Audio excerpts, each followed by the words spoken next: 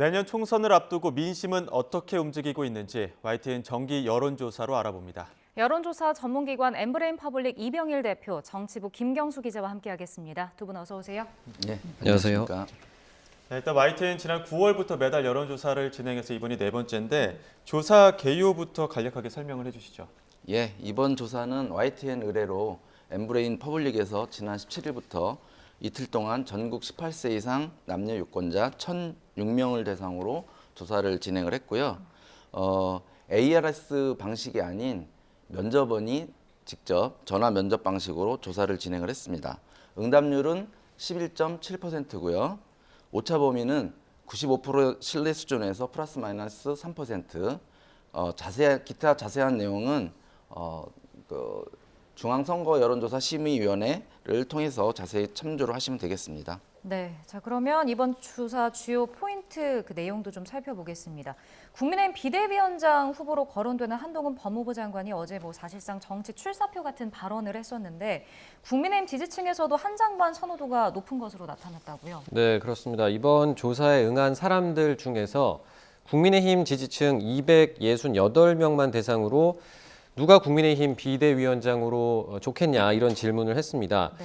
별도의 보기라든지 선택지를 제시하지 않고 그냥 생각나는 사람을 자유롭게 답해달라 이렇게 질문을 했는데 조사 결과 한동훈 법무부 장관이 25% 그리고 원희룡 국토교통부 장관이 12%, 인효한 전 국민의힘 혁신위원장이 3% 순으로 나타났습니다. 그 외 인물들도 거론이 되긴 했는데 유의미한 수치라고 보기는 좀 어렵고요.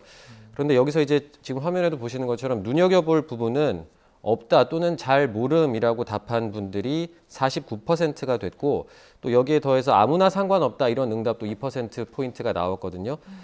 그러니까 국민의힘 지지층이기 때문에 여당 상황에 좀 관심이 있는 분들을 대상으로 물어봤는데도 불구하고 절반 정도가 누가 비대위원장으로 국민의힘 비대위원장으로 좋겠다 이렇게 딱 꼭 집어서 답을 못한 셈입니다. 예.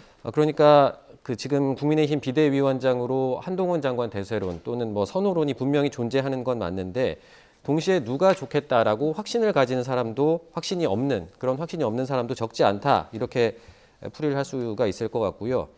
한동훈 장관이 이제 정치 신인이고 또 윤석열 대통령 최측근으로 분류가 되잖아요. 그래서 이제 대통령실에 만약에 비대위원장이 되면 쓴소리를 못하는 거 아니냐 이런 우려도 있었는데 그래서 어제 이제 한 장관이 국회에서 기자들과 만나서 한 이야기 중에 사실상 정치 참여를 시사한 발언으로 해석이 됐죠.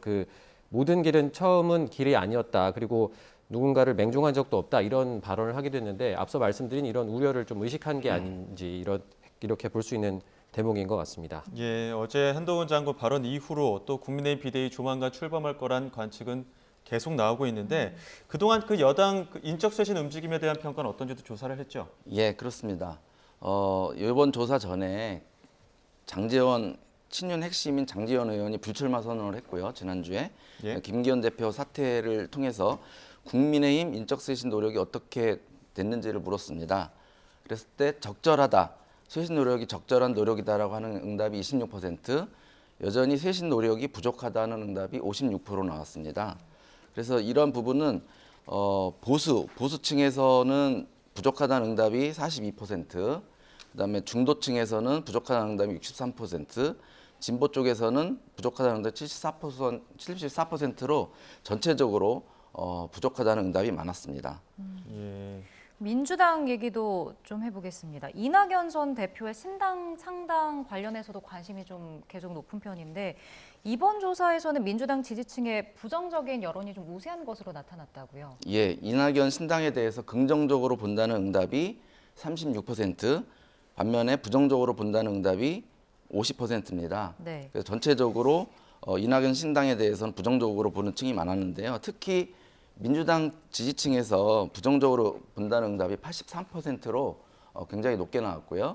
국민의힘 지지층은 긍정적으로 본다는 응답이 69%로 좀 높게 나왔지만 이것은 아마 이제 상대당에 대한 당내 혼란 이런 부분에 대한 반사이익으로 생각해서 긍정적으로 본 것 같고요.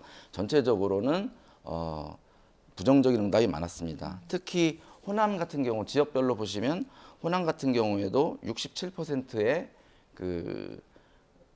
유권자들은 부정적으로 보는. 그래서 이낙연 신당 같은 경우에 나름 호남 쪽을 기반으로 한다고 했을 때는 오히려 긍정적으로 보는 응답이 24%에 불과해가지고 아마 이낙연 신당에 있어서 그 과거 안철수 의원의 국민의당과 같은 그러한 어떤 효과 내지는 그런 부분은 기대하기 좀 어려울 것으로 그렇게 좀 보고 있습니다. 네, 그 대표님도 말씀해 주셨지만 그 민주당의 지지세가 강한 지역에서도 이제 좀 부정적인 여론이 많은 건데 그 민주당 안에서도 이제 민주당 의원 110여 명 정도가 예. 이낙연 전 대표의 신당 추진에 반대 또는 만류를 하는 이런 서명 운동을 하기도 했었고 당내 그런 기류가 적지 않은 상황입니다.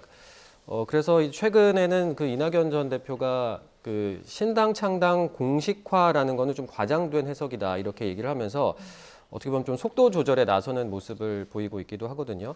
특히 오늘 그 이재명 대표가 그리고 이재명 대표 그리고 김부겸 전 총리를 오늘 지금 만나고 있지 않습니까? 네. 그 김부겸 전 총리 같은 경우에는 이낙연 전 대표 그리고 정세균 전 총리와 함께 이른바 삼총리 연대설, 그 문재인 정부 총리 연대설의 한 축으로 거론됐던 사람인데 오늘 이 이재명 대표와 김부겸 전 총리의 만남의 결과가 이낙연 전 대표 신당 추진 움직임에도 좀 어떤 영향을 미칠지 관심이 쏠리고 있습니다. 그 이재명 대표가 김부겸 전 총리 말고도 이제 정세균 전 총리와도 앞으로 이제 회동을 할 것으로 보이는데 이걸 두고 이제 이낙연 전 대표를 좀 고립시키려는 의도가 아니냐 이런 해석도 일각에선 있고요. 또 반대로 동시에 오늘 이제 이재명 대표와 김부겸 전 총리의 만남에서 어떤 의미 있는 결과가 나오게 되면 이낙연 전 대표와 이재명 대표의 만남, 그러니까 이른바 명락회동으로 불리는 그 지난 7월에 이어서 또 두 번째 만남이 성사되는 물꼬를 틀 수 있을지 지금 관심이 쏠리는 상황입니다. 예. 그리고 또 내년 총선에 적용할 선거제 개편 두고 여야 합의도 이루어지지 못했고 지금 야당 내에서 민주당 안에서도 어떤 의견이 일치된 의견이 지금 나오지 않고 있거든요. 이와 관련해서 지금 유권자들은 어떤 의견 갖고 있습니까? 예, 그 비례의석을 지역구 의석수와 관계없이 정당 득표율에 따라 배분하는 과거의 병립형 비례제로 돌아가야 한다는 응답은 37%, 반면에 비례의석 배분을 지역구 의석수를 고려하는 현재의 연동형제를 유지하되 꼼수라고 비판받는 위성정당은 막도록 보완해야 한다라는 응답은 43%로 좀 어떻게 보면은 팽팽한 상황을 보이고 있고요. 국민의힘은 병립형 회기를 주장하면서 만약 현 제도가 정해지면 위선 정당을 만들겠다는 방침으로 지금 보여지고 있고 민주당도 정치 공약 파기라는 비판도 감수하면서 병립형 회기를 가능성까지 열어놓고 있습니다. 지금 현재 유권자들의 생각은 두 가지에 대해서 좀 팽팽한 의견을 보이고 있다고 보시면 되겠습니다. 네. 예. 그 대표님이 말씀해 주신 것처럼 이제 원래 제가 이걸 내용을 설명을 드리려고 했는데 그 여야 모두 어떻게 보면 지금 지도부가 그 과거의 병립형으로 돌아가는 가능성을 완전히 닫아두진 않은 상황인데 지금 대표님께서 말씀하신 것처럼 이번 조사에서 그 지지 정당별 응답을 지금 화면에 같이 나오고 있는 걸 보시면 네. 국민의힘 지지층이든 민주당 지지층이든 현재 그 준연동형 비례대표제를 유지를 하되 위성정당을 방지하자라는 응답이 더 많은 걸로 지금 나타나고 있어요. 그래서 이게 그 현재 그 연동형 비례제 같은 경우는 그 상대적으로 소수 정당이나 제3지대 그 비례대표 의석 확보로 원내 진입이 좀 용이하다는 장점이 있어서 이게 어떻게 보면 거대 양당에 대한 좀 피로감이 유권자들의 피로감이 반영된 결과가 아닌가 이렇게 볼 수도 있을 것 같고요. 네.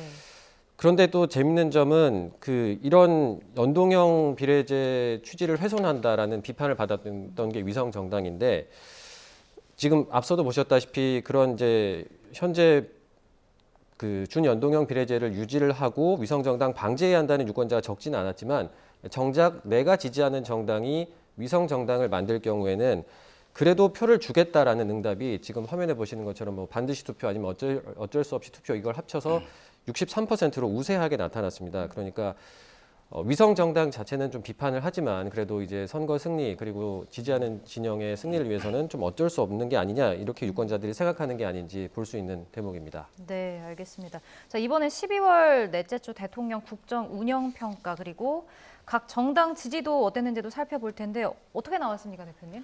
예, 이번 12월 달 대통령 국정 운영 평가는 긍정 평가가 31%, 부정 평가가 61%로 지난달과 뭐 큰 차이는 보이지는 않고 있습니다. 근데 네. 긍정 퍼센트가 1%포인트 올랐고 반면 부정 그 부정 평가가 5%포인트 내려갔는데 전체적으로 30대 60의 구도는 그대로 좀 이어지고 있고요.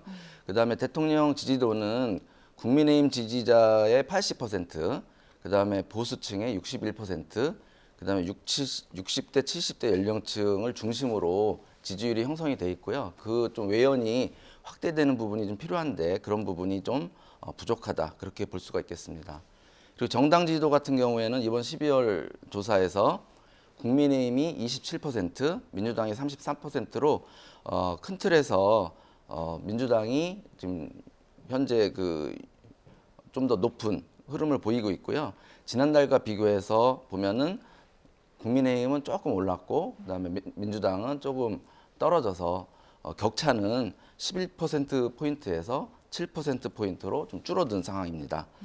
그리고 내년 총선에서 어느 당을 찍을 건지, 어느 당 후보를 찍을 건지에 대한 질문에 대해서는 역시 이제 그 국민의힘이 27%, 민주당 후보를 찍겠다는 게 34%로 현재 정당 지지도와 좀 우연찮게 같은 수치를 보이고 있고요. 이건 역시 지난달에 민주당과 국민의힘 격차가 14%포인트 차이였는데 이번에는 7%포인트 차이로 좀 줄어들었습니다. 그래서 어느 그 부분에서 줄어들었는지를 제가 좀 보니까 네. 민주당 후보를 찍겠다고 하는 응답이 지난달에 비해서 30대, 40대, 50대에서 조금 줄어들었고요.